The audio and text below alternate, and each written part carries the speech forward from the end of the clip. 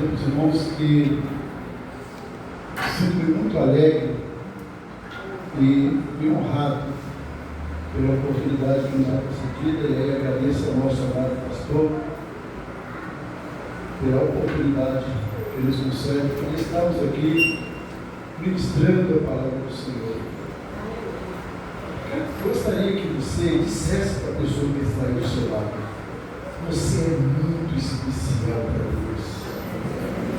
E para mim também, e para você também, né? Para Deus e para mim também, né?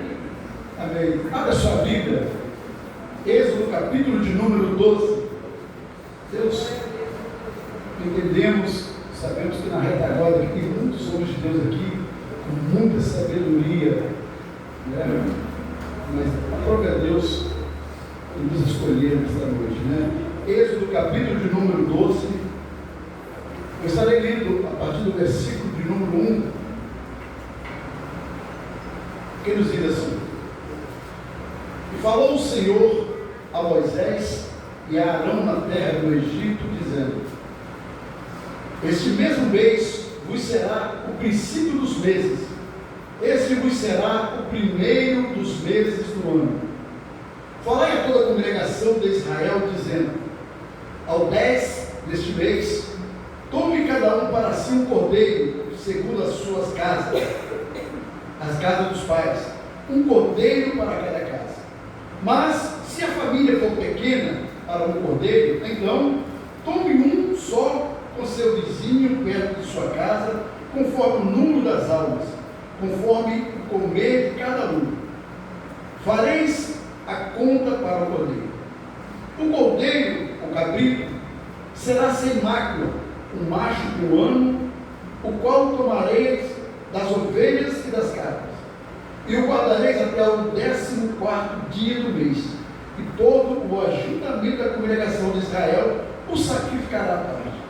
E tomarão do sangue e pôr-o-ão em ambas as ombreiras e na verga da porta, nas casas em que o comerem. E naquela noite comerão a carne assada no fogo com pães asmos, com ervas amargosas a comerão. Não comereis dele nada cru, nem cozido em água, senão assado ao fogo, a cabeça com os pés e com a fressura. E nada deles deixarei até pela manhã, mas o que dele ficar até pela manhã, queimareis no fogo. Assim, pois, comereis os vossos lombos cingidos, os vossos sapatos nos pés, e o vosso cajado na mão, e o comereis apressadamente. Esta é a Páscoa do Senhor. E eu passarei pela terra do Egito esta noite, e ferirei todo o primogênito na terra do Egito, desde os homens até os animais, e sobre todos os deuses do Egito farei juízos. Eu sou o Senhor. E aquele sangue vos será por sinal nas casas em que estiveres. Vendo eu sangue, passarei por cima de vós, e não haverá entre vós praga de mortandade, quando eu ferir a terra do Egito. E esse dia vos será por memória, e celebrareis por festa ao Senhor das vossas congregações, o celebrareis por estatuto perpétuo. Amém. Que Deus pode abençoar os irmãos. Vamos tomar os vossos assentos. Queridos, estamos aí na chamada, né? Teve a chamada Semana Santa e aí o domingo de Páscoa. Domingo de Páscoa. E quando eu olho para as comemorações na atualidade, a gente começa a perceber e a visualizar como que o inimigo ele tem deturpado o real significado do que é a Páscoa, assim como também, né, de Natal, quando se comemora o Natal. Porque observa bem, o que tem a ver o coelhinho da Páscoa com a Páscoa? O que tem a ver o ovo de coelho com a Páscoa? Eu nem sabia que o coelho colocava ovo, mas o que tem a ver? É verdade? E a gente, se a gente não tomar cuidado, se a gente não se policiar, se monitorar de verdade, a gente acaba entrando nessa onda, acaba se permitindo ser levado por essa onda, e período da Páscoa para cá, e eu vim de Páscoa para lá, e por aí vai embora. Por quê? Porque eles perturbam e fazem desse momento um momento comercial. Um momento comercial. Mas nós vamos voltar para a palavra, para adentrar na palavra, e eu quero, de uma forma bastante rápida e sucinta, voltar um pouco antes do texto lido e entender como é que o povo de Deus foi parar no Egito. Nós vamos lembrar o seguinte, que o povo, eles foram parar no Egito durante um processo permitido por Deus, uma intervenção divina, quando o Senhor, ele sentenciou aquele mundo de então com uma escassez de alimentos, chamada época das vacas magras. Os irmãos lembram que o rei teve uma visão, né, das vacas magras, das vacas gordas, e assim então José, que era o governador do Egito, ele interpreta a visão que o rei teve. Então essa escassez de alimentos, essa fome que assolou o mundo de então, fez com que os irmãos de José, que todos os povos, se dirigissem para o Egito a fim de comprar mantimentos, porque lá tinham os mantimentos que eles necessitavam, né? Então nessa ida, José, que já tinha conquistado o rei já tinha caído na graça de José, viu em José, né, uma pessoa diferente, alguém capaz, alguém que trazia consigo, né, algo diferente na vida. Esse algo nós entendemos que é a presença de Deus, que é o Deus que ele servia. Então ele conseguiu fazer com que a sua família viesse de mudança para o Egito, e ali foi vivendo, foi crescendo, os gados foram crescendo, o povo de Israel, né, foram aumentando em números. E diz, esse capítulo 1, nós vamos ver logo no começo, vai dizer o seguinte, que então morrendo o rei, e levantou-se um outro rei que não conhecia José. E esse rei que não conhecia José, ele começou a observar e ver que o povo de Israel, o povo de Deus, eles estavam se fortalecendo, crescendo, era um povo muito poderoso, e aonde colocava a mão, tudo prosperava. O gado deles era abençoado, multiplicado de forma assustadora, tudo, as mulheres começaram a gerar filhos, e começou tudo crescendo e crescendo, e isso levantou um temor, um receio nesse rei, que não conhecia quem era José, não sabia quem foi José, quem era José.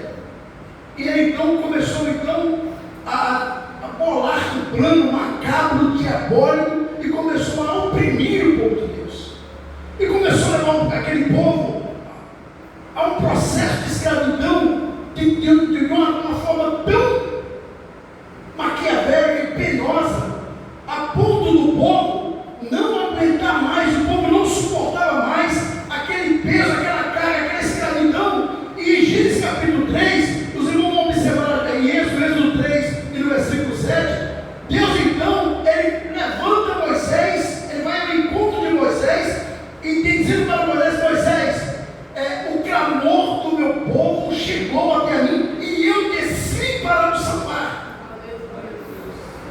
Deixa eu te abrir um parênteses aqui para você. Você acha que Deus não está ouvindo a tua oração?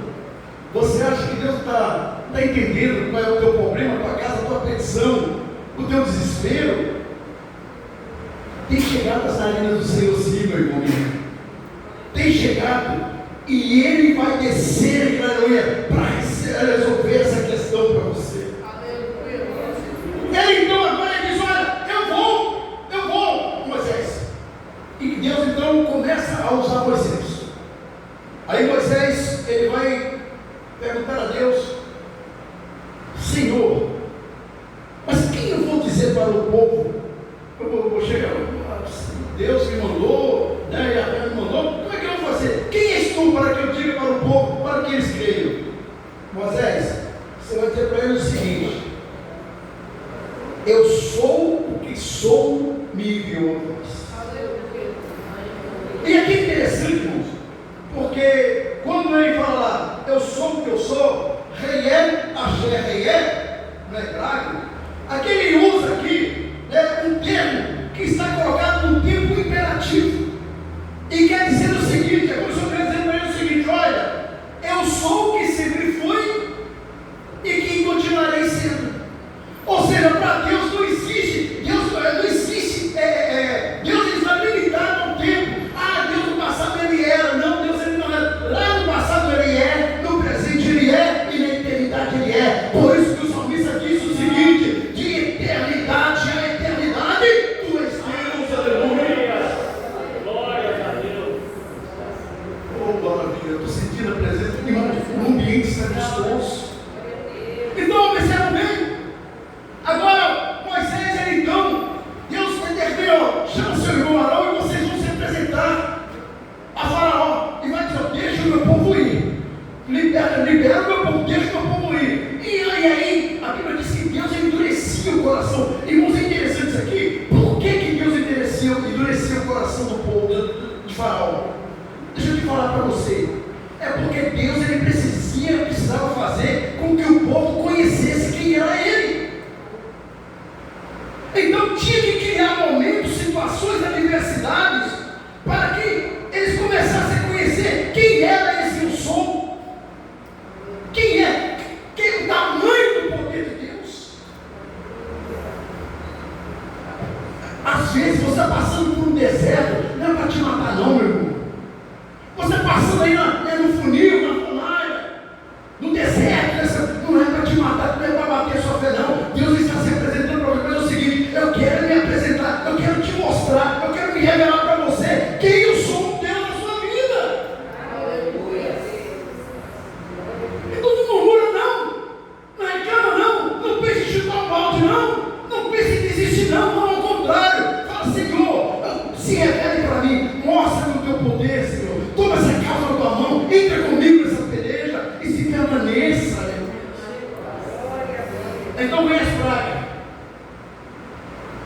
E o Senhor começa a lançar as pragas. E Faraó liberava e voltava atrás. Tudo porque o Senhor endureceu o seu coração. E chegou então agora a 10ª praga. E a 10ª praga é exatamente a mortandade de todo o primogênito do Egito. Deus agora vai trazer juízo. Agora ele vai revelar para Faraó quem ele é e com quem ele estava se metendo. A pior coisa, a maior burrice no mundo é um ser humano ele mexer com crente de verdade, com quem tem acesso ao céu. Quem tem intimidade com Deus, quem tem acesso ao céu, irmãos, tem que tomar muito cuidado. Só para você ter ideia, alguém se meteu com Elias e falou assim: segundo a minha palavra, vai descer fogo do céu, e desceu e consumiu a todos. Quem tem intimidade com Deus, quem tem vida com Deus é diferente. Observa bem, então agora o Senhor vai e aplica para Moisés algumas formas a ser observadas. E aí nós entramos no texto. Pega o cordeiro de um ano imaculado. Você vai fazer o seguinte: deixa ele separado do 10º dia até o 14º, do 14º dia à tarde. Vocês vão sacrificar esse cordeiro. Vai pegar o sangue dos cordeiros, desse cordeiro, e vai passar nos umbrais, nas laterais, em cima, nas velas, em tudo. Vai passar nas portas. E a dizer o seguinte: que à meia-noite, o anjo da morte ele vai passar. E é interessante aqui, que à meia-noite, o anjo da morte ele vai passar. Que no hebraico quer dizer pesar, que quer dizer o seguinte: passar além da marca, passar além do limite. Então o anjo da morte ele ia passar, e aquela casa que estivesse com aquela marca, com aquele sangue dos umbrais,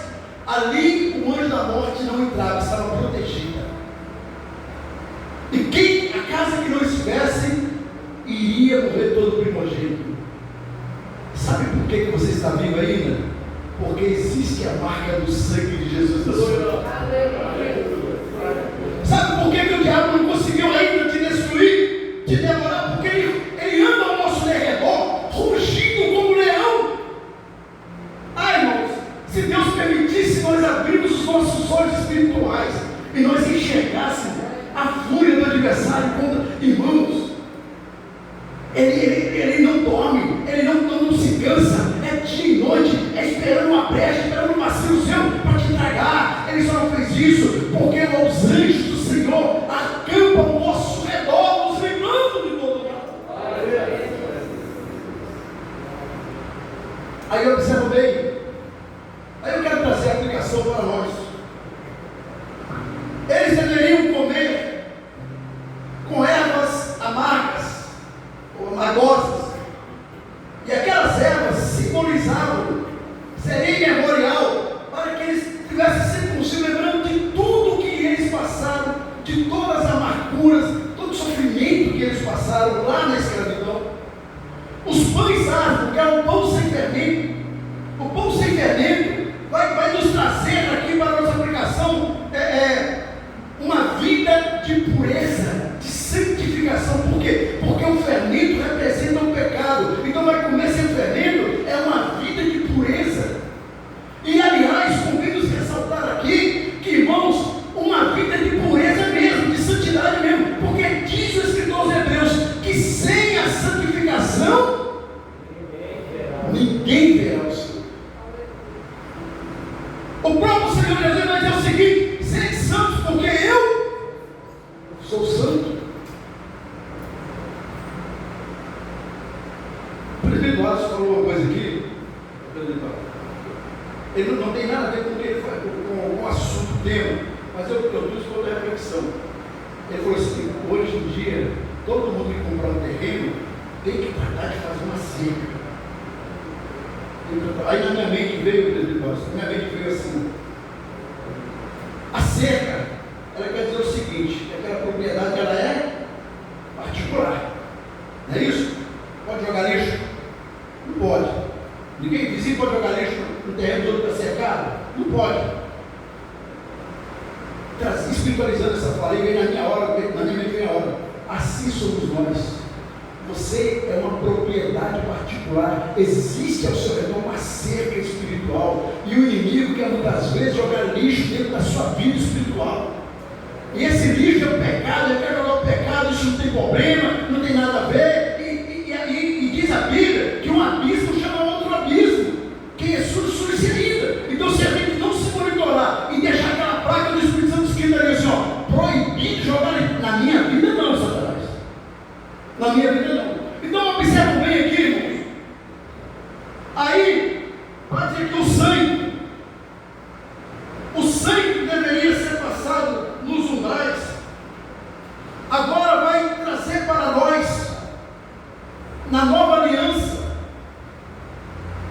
um momento em que Jesus Cristo ele se reúne na última ceia com os seus discípulos, e ele celebra antes a Páscoa dos discípulos.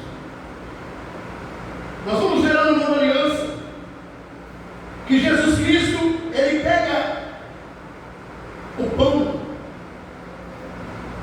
e ele vai dizer: olha, agora nessa nova aliança, o cordeiro não é mais aquele animal. Agora o cordeiro sacrificial, substitutivo, agora sou eu.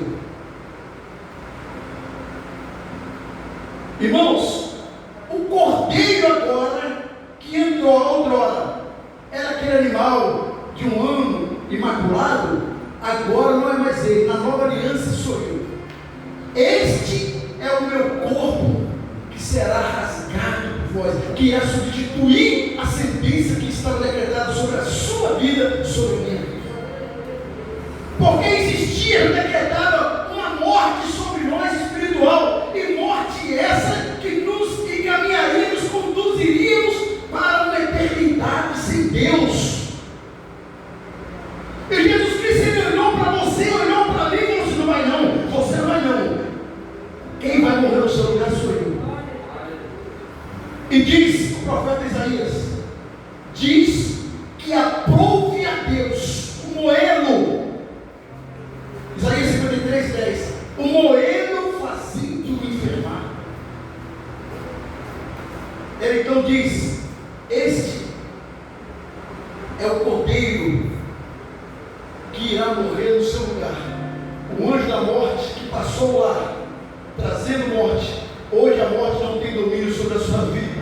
Hoje a morte não tem, porque ele venceu a morte. Ele venceu a morte por mim e por você. Aleluia! É por isso que, aleluia, é por isso que a tua está vazia. Sabe por quê? Porque quando ele levantou, quando ele ressuscitou, ele tomou a chave do inferno da mão do diabo e disse: onde está a morte, a tua vitória? Onde está a tua vitória? Aleluia! O crente não morre não, irmãos. Não se pode matar o crente, lembra do hino? Quem é salvo não morre não, aleluia. A morte para o crente, para o cristão, para o servo de Deus, nada mais é do que um veículo que nos conduzirá aos braços do Pai.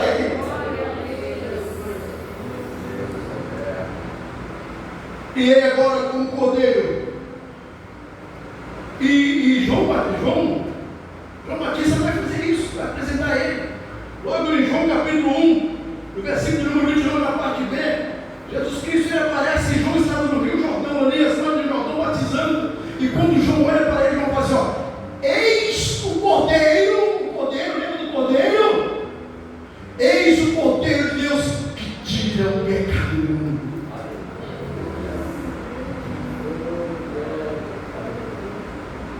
Todos nós estamos sujeitos a pecar e a errar. Aqui ninguém é super-homem, não. Ninguém aqui é um super-homem, é um santarrão, não. Todos nós estamos sujeitos. E João, o evangelista, ele entende isso. Aí ele vai dizer o seguinte: olha, o meu conselho é que vocês não pequem. Meu conselho é que vocês não pequem. Mas, se alguém pecar, nós temos um advogado para com o Pai, Paracleto, o amigo. Nós temos o Espírito Santo amigo, que caminha conosco lado a lado, né? Que vai interceder por nós e vai dizer o seguinte: e o sangue de Jesus nos purifica de alguns pecados, é isso? De todos os pecados. Se alguém errar, irmãos, se alguém pecar, se você tiver conhecimento, não condena não, não joga para baixo, mas não, corre atrás, anima ele, faz com que ele reconheça e traga ele de volta. Porque às vezes nós matamos mais do que nós trazemos, do que abraçamos, do que ajudamos, do que edificamos. Não dá para ficar apontando o erro de ninguém não, irmão. No momento quando eu aponto o dedo para um lá, eu estou apontando 3 para cá e 1 para cima, dizer que Deus está vendo tudo. Errou, vai até ele e fala: meu amigo, não deixa o acusador de nossas almas abater você pelo seu pecado ou não. Tem um advogado que o sangue dele te purifica, e aí o seu pecado será como os escarlates, se tornarão branco como a neve.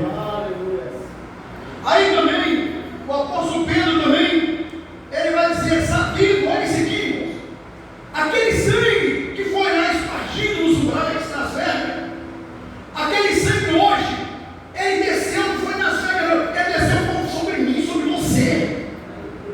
Aqui, você levou um banho de sangue, que todo o pecado, toda a imundícia saiu da sua vida. Aí disse lá, o Pedro dizendo o seguinte, capítulo 1, versículo 19: sabendo que não foi com coisas corruptíveis, como prata ou ouro, que fosse resgatado da vossa maneira de viver, mas com o precioso sangue de Jesus.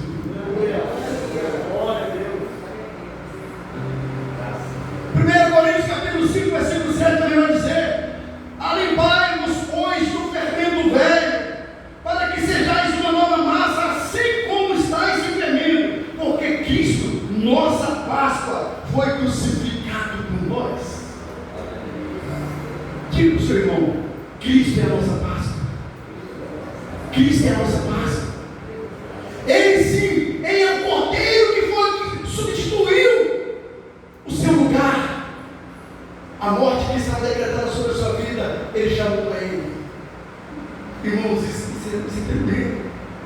Meu Deus, imagina você,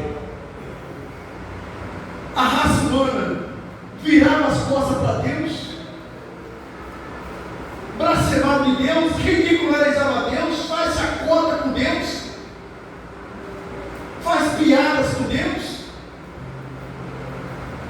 e ele olha e ele fala assim: eu te amo, e eu vou sacrificar a minha rasgar, eu deixar meu corpo ser moído por você. Você não me ama, mas eu te amo. Você não me quer, mas eu te quero. Não foi vós que me escolheste, é eu que escolhi a vós. Glória a Deus. O amor de Jesus para muitos é um chamado de amor não correspondido. Você já viu quando a pessoa está naquele momento, né, de namoro, de amor, e às vezes morre de amor para a pessoa e a pessoa não dá a mina para ela, essa gente tão frustrada, tão decepcionada, né? Imagina Jesus, como Jesus deve sentir para muitos. Ah, se você soubesse o quanto eu te amo. Ah, se você soubesse o quão especial você é para mim.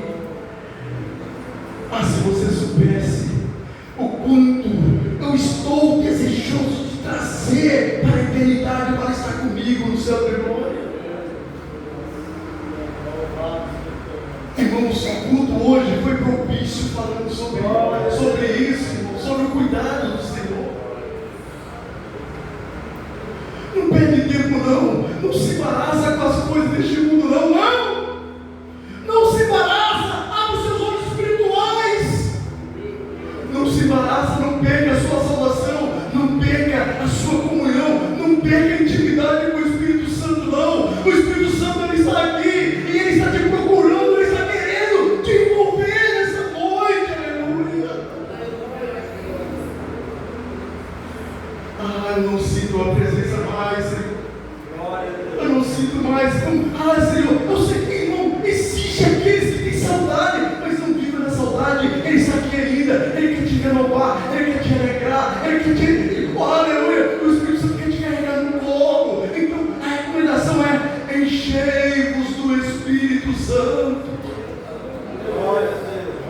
Saia daqui nessa noite renovado, saia daqui nessa noite mais alegre, saia daqui nessa noite mais feliz, saia daqui nessa noite dizendo: obrigado, Senhor, porque o Senhor me achou de novo. Aleluia. Jesus é a nossa Páscoa. Jesus é aquele que foi sacrificado para que hoje você estivesse aqui. É interessante que quando ele diz lá, você pega, se a família for pequena, você junta com outra família. Isso quer dizer alguma coisa? Falou sobre missões aqui. Você já reparou que tem um cordeiro para você apresentar para outros? Tem um cordeiro que você precisa apresentar para outros. Não é só para você, é para todos. É para todos. E outra coisa, quando ele diz lá no texto que nós lemos, diz o seguinte: que deveriam assar e comer tudo. Olha para isso aqui. Vai assar e vai comer tudo. Sabe o que quer dizer isso? Jesus quer que você tenha ele, não é pela metade não. Jesus quer que você se achegue a ele, é na totalidade. É ciência de Deus, é viva mais de Deus. Receba mais de Deus. Não dá, irmão, não dá nesses últimos tempos, queridos irmãos, não dá para nós. Hoje nós cantamos aqui, agora louvor, amanhã estamos lá fora cantando músicas seculares. Hoje eu estou aqui, né, falando de Jesus, glorificando. Lá fora eu estou xingando palavrão, eu estou fazendo e acontecendo. Não dá tempo, não podemos mais cochear entre dois pensamentos.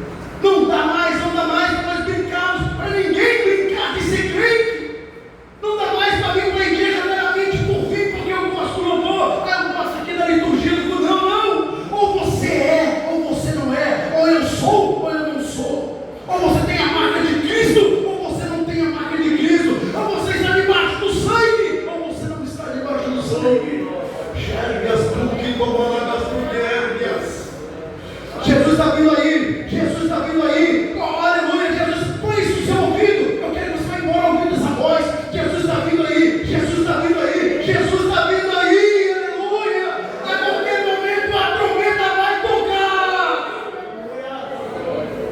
Glória a Deus.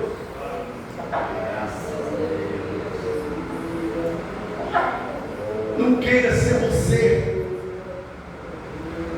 Oh, irmãos, eu estava trabalhando essa semana e eu olhando para a multidão e eu meditando e de repente eu comecei a ter algumas visões espirituais. Aí eu me vi na minha mente cair das roupas e o pessoal subiu, aquele monte de roupa cair e a pessoa sumiu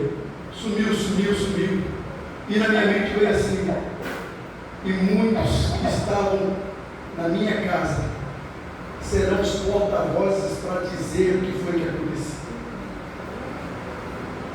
Não queiramos nós ser o porta-voz que vai ficar aqui enquanto a igreja subiu para dizer, isso aí é o que os irmãos pregou, é o que o pastor falava na igreja, isso aí é o arrebatamento que foi. Não queira, ao contrário, suba com Jesus, seja arrebatado também, entra na